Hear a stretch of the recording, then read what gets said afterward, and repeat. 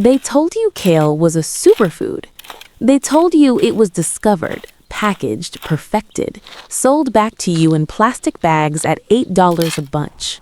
But there is a plant growing in the cracks of your sidewalk right now, between the pavement stones, at the edge of your garden where you never asked anything to grow.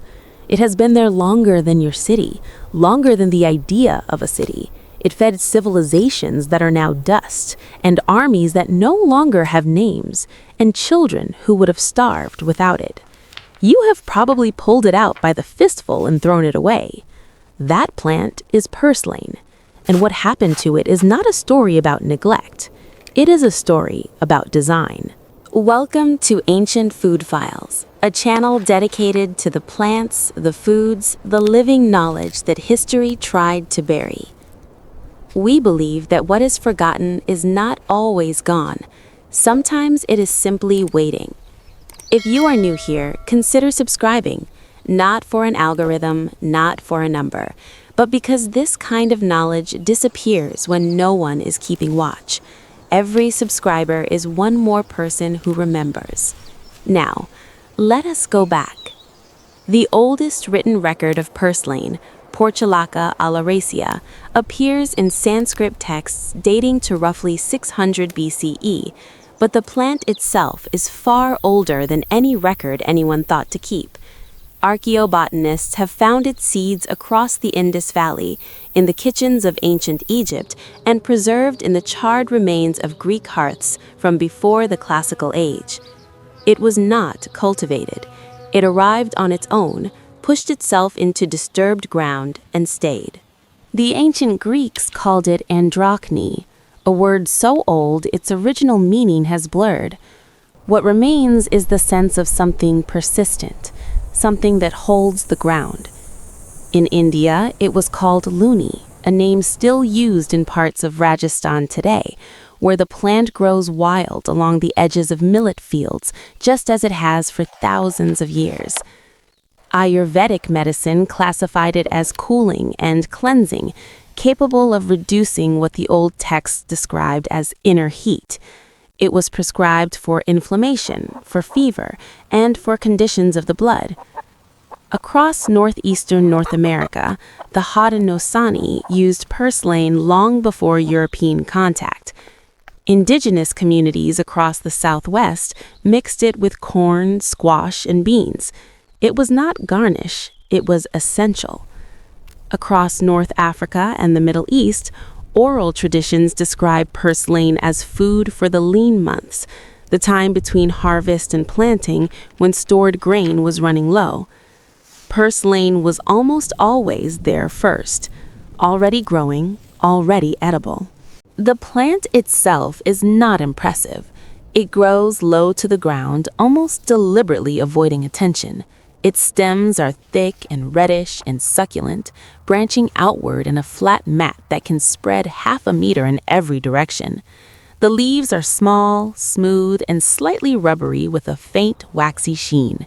In summer, it produces tiny yellow flowers, each with 5 petals smaller than your thumbnail. They open only in direct sunlight and close again before noon. If you blink, you will miss them. But inside the plant is something remarkable. Purslane uses a photosynthetic system called CAM, crassulacean acid metabolism. This allows the plant to close its pores during the day to prevent water loss and open them at night to absorb carbon dioxide. This is desert biology. It is the same survival system used by agave and beryl cacti. Purslane does not merely tolerate drought, it is engineered for it. Nutritionally, purslane is extraordinary. It contains more omega-3 fatty acids than any leafy vegetable yet documented. 100-gram serving contains roughly 400 milligrams of alpha-linolenic acid, rivaling some cold water fish when measured by caloric density. It also contains vitamins A, C, E, B1, B2, and B3, along with calcium, magnesium, potassium, and iron, in concentrations that often exceed spinach and sometimes kale. It contains melatonin, the compound that regulates sleep. It contains betalain pigments, known for anti-inflammatory properties. And it contains glutathione, one of the body's most important antioxidants. All of this in a plant that grows uninvited in disturbed soil, requiring nothing, giving everything. The soil remembers. The seed remembers. Nature does not require rediscovery. It waits. In cracks in the pavement, in roadside ditches, in the margins where modern systems cannot reach. And sometimes, all it takes is someone noticing. Simopolis et al. Omega-3 fatty acids and antioxidants in edible wild plants. Biological Research, 2004. Lands et al. Ethno-veterinary medicines used for horses in Trinidad. Journal of Ethnobiology and Ethnomedicine, 2006. This documentary explores the history, ecology, and suppression of purslane, Portulaca oleracea, a wild plant with documented nutritional properties exceeding kale, with roots in ancient Indian, Greek, North African, and indigenous American food traditions. Primary sources include peer-reviewed nutritional studies, archaeological botany research, and historical records of famine foods across Europe, Asia, and the Americas.